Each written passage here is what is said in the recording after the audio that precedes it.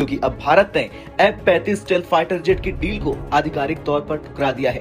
Bloomberg ने इसका दावा भी किया है। जी हां, ये वही डील थी जो अमेरिका की तरफ से कई सालों से भारत को लुभाने के लिए इस्तेमाल की जा रही थी। F-35 अमेरिका ने हमें बेचने की कोशिश करी, लेकिन आपको मालूम है कि F-35 कितने दिनों से, कितने हफ्तों से यहां पर झक मार रहा है, धूप में खड़ा है, बारिश में खड़ा है। लेकिन कहीं ना कहीं जियोपॉलिटिक्स के अंदर मैं एक चीज आप बताऊं आपको, स्ट्रेट फॉरवर्ड कोई चीज नहीं होती, हमेशा उसके पीछे कोई हल होता है, कोई रीजन होता है। F-35 ऐसे ही खराब नहीं हुआ है, हमने अटैक किया उसके ऊपर, मैंने पहले भी वीडियो बनाया था। EMP अटैक है कि उसका वो ऑन ही नहीं हो रहा, हाइड्रोलिक्स की प्रॉब्लम थी, तेल कम हो गया था, तेल भर लेते। पहले हम चलते हैं रशिया की तरफ। रशिया से जब तेल के मामलात हुए, अमेरिका ने आंखें दिखाई हिंदुस्तान को, लेकिन हिंदुस्तान नहीं डरा, उसने तेल लेके दिखाया, अपने लोगों को फायदा दिया। उसके बाद आप चले, वो हिंदुस्तान एक्सपोर्ट करता है पूरी दुनिया को, तो दुनिया की मजबूरी बन चुकी हुई है। इवन के चाइना, जिस चाइना को हम लोग बड़ा समझते थे कि दुनिया की सबसे बड़ी इकोनॉमी है, पहले नंबर की इकोनॉमी है, चाइना भी इस टाइम परेशान है हिंदुस्तान को लेके, क्योंकि हिंदुस्तान 5वीं बड़ी इकोनॉमी से तीसरी इकोनॉमी का सफर तय किया और तीसरी इकोनॉमी तक तकरीबन वो पहुंच चुका हुआ है हिंदुस्तान। इस बार भारत ने सीधा जवाब दिया। भारत ने अमेरिकी अधिकारियों को स्पष्ट रूप से बता दिया कि F-35 डील अब रद्द मानी जाएगी। सरकारी बयान में भले ही भाषा डिप्लोमेटिक हो कि F-35 बहुत महंगा है, भारत के इंफ्रास्ट्रक्चर से मेल नहीं खाता। अब हुआ ये है कि इंडिया जो है वो ये कह रहा है कि उसने यूएस ऑफिशियल्स को ये कहा है कि they are not interested in purchasing F-35 stealth fighter, despite the fact that there is a pressure from the United States कि वो अपनी जो डिफेंस इंपोर्ट है इंडिया को बढ़ानी चाहिए। और क्योंकि इंडिया ऑलरेडी रशिया से बहुत सारा डिफेंस मिलिट्री हार्डवेयर खरीद रहा है, तो this is one of the thing कि वो कह रहे हैं कि नहीं। तो मोदी गवर्नमेंट जो है वो कह रहे हैं कि हम major new defence acquisition America से लार्जली नहीं करने जा रहे। शायद उसकी वजह यह है कि the Indians believe that they can not trust United states. यानी कि डसॉल्ट ने आंखें बंद करके हमें सोचा था कि भारत तो पीछे चल पड़ेगा एक बार गाय की तरह, तो जो हमने ले लिया उसके बाद अगले प्लेन भी उन्हीं से लेंगे। लेकिन आज के भारत में हम सिर्फ बाई नहीं करते, हम नेगोशिएट करते हैं राजाओं की तरह, एक किंग्स। ये लगे हैं कि किसी तरीके से भारत को इस तरह से अपने साथ इन्वॉल्व किया जाए ताकि चाइना को कंटेन किया जा सके। और चाइना वो सारे ड्रामे को वॉच कर रहा है furiously, and he is uncertain कि भारत करेगा तो करेगा क्या। और भारत ने अपने आप को पोजीशन इस तरह से कर लिया है कि जो ग्लोबल मिलिट्री रीसेट है उसके बीच में हम की प्लेयर बन रहे हैं कि किसका प्लेन लेंगे। ये छोटी मोटी डिसीजन नहीं है। और in the middle of all this things एक पॉसिबिलिटी है कि सुकोई 57 हम डील साइन कर लें उनके साथ, ताकि हमारा जो एमका का प्रोजेक्ट है वो भी राइज करेगा। इंडिया को यूएन नहीं दे रहा, पूरी दुनिया इंपॉर्टेंट देता है और उन्हें देना पड़ेगा, उनकी मजबूरी है, दुनिया की चाहती है। देखिए एलन मस्क जो है, उनकी टेस्ला वो भी हिंदुस्तान में, उनकी फैक्ट्री आ रही है हिंदुस्तान में, उनकी कारें बनेंगी जो बिजली से कारें चलेंगी। इसी तरह आईफोन हिंदुस्तान में बनता है, दुनिया की टॉप की इंडस्ट्रीज हिंदुस्तान में आ चुकी हुई हैं। आईटी जो है, चाइना को पता है अगर दुनिया में कोई उसे बीट कर सकता है तो वो सिर्फ हिंदुस्तान है, उसके अलावा कोई कंट्री नहीं है। चाइना भी घुटने टेक चुका हुआ है हिंदुस्तान के आगे। आपको याद होगा लद्दाख में कितना बड़ा मामला चल रहा है हिंदुस्तान का, और चाइना कितनी जंग का मामला है, कितनी जगह का मसला है। तो उस जगह पे भी हिंदुस्तान अपने घुटने टेकता हुआ नजर आ रहा है, और हिंदुस्तान के साथ वो जो है ना चाइना घुटने टेकता हुआ नजर आ रहा है। हमने उसको ऐसा स्मोक किया है F-35 को कि साइलेंस है, और साइलेंस जो होती है वो नॉइज से ज्यादा, बोलने से ज्यादा जो साइलेंस है उसकी आवाज होती है। चाइना तक सदमा है। अब उसके ऊपर आते हैं एमका के ऊपर। दोस्तों आपने सुना है कि भाई एक F-35 था, सीन से बाहर हो गया। अब आते हैं एमका, हमारा खुद का इंडिजिनस एक प्लेन जो हम बना रहे हैं। वेस्ट का तो हमने खराब कर दिया, अब आते हैं अपने कंट्री में। हमारा ये प्लेन था एमका का, वो स्टेल्थ की कैपेबिलिटी है उसके अंदर, और हम क्वाइटली उसको बिल्ड करते जा रहे हैं इस बीस्ट को, एमका को। इसका पूरा नाम है advanced medium combat aircraft, 5th generation fighter plane. और ये सीक्रेसी में काम हो रहा है। हमारा DRDO ने बोला 10 साल लगेंगे, मोदी जी बोले मुझे 2 साल में इसको कन्वर्ट करके दो, पैसे चाहिए पैसे ले लो।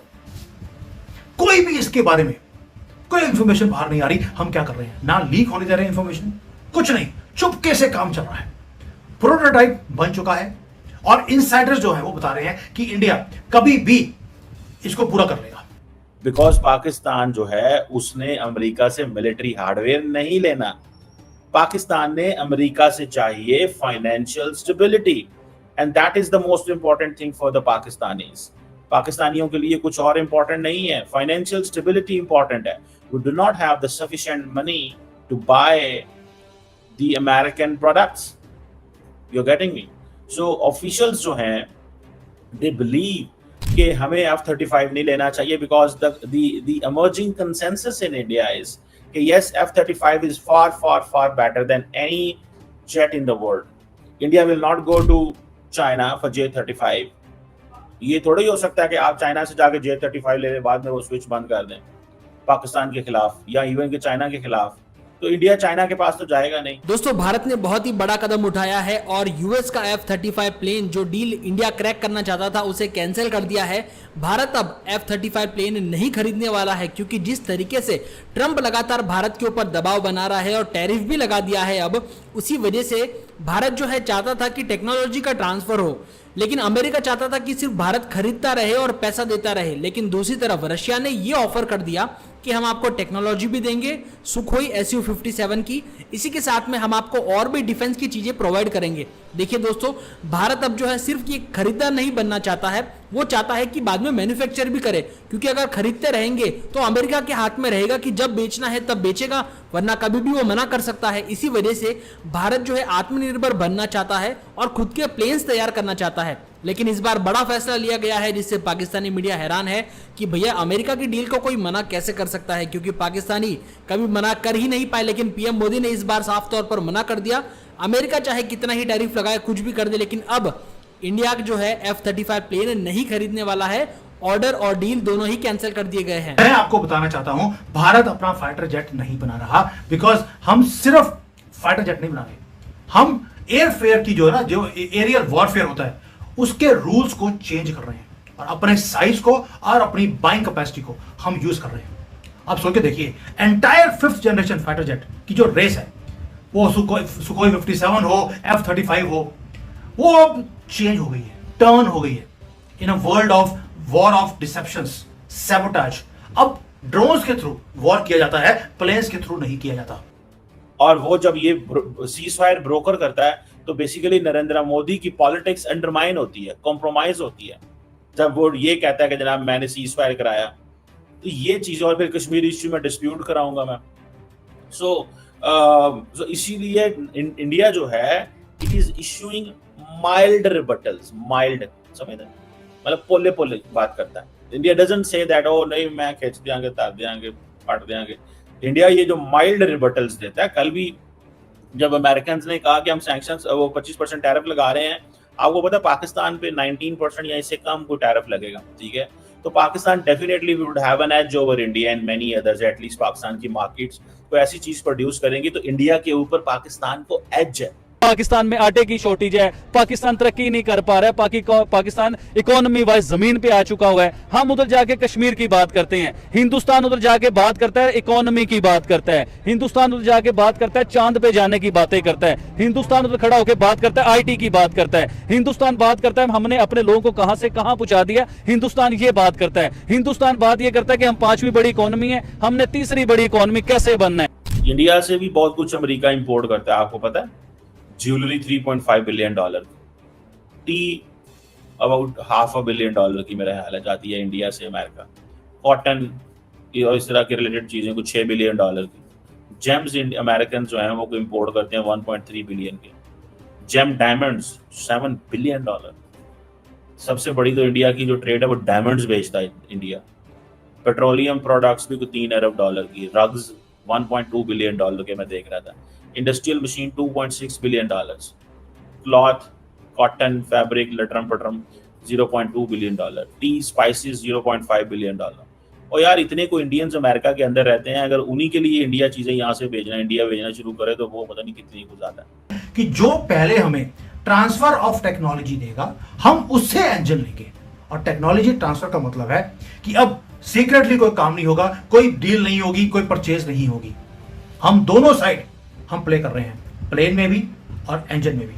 यानी कि कैरेट एंड स्टिक की आपने पॉलिसी सुना होगा बचपन में, हमने वो करना शुरू कर दिया। यही है वैदिक अर्थशास्त्र कि हमने रोज रॉयल्स को बोल दिया तुम्हें 100, 200, 500, 1000 कितने इंजन बेचने हैं, we are ready to buy, लेकिन टेक्नोलॉजी ट्रांसफर करनी पड़ेगी। इसका कंपैरिजन करता हूं कि कोई और कंट्री अगर कोई फाइटर जेट के इंजन खरीदता है उसे 10-20 चाहिए, हम 1000 की बात कर रहे हैं। फ्रांस का सेफ्रॉन है, उसके मुंह में पानी आ रहा है, वो कहता है मैं ट्रांसफर करने को तैयार हूं टेक्नोलॉजी।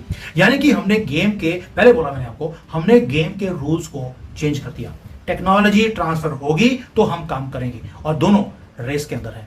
और सुनने में आया कि 2-prong fighter jet package Russia ने ऑफर किए हैं, एक Su-57E 5th generation stealth and Su-57M multi road air superiority aircraft. और ये रशिया की जो डिफेंस एक कोई कॉन्ग्लोमरेट है रोस्टेक और एयरक्राफ्ट मैन्युफैक्चर जो सुखोई करते हैं, उन्होंने ये शेयर किए। और सुनने में आ रहा है कि ये बताते हैं कि भाई रशिया जो है वो ये कह रहा है कि टेक्नोलॉजी ट्रांसफर, जो इंडिया कह रहा है कि इज इम्पोर्टेंट।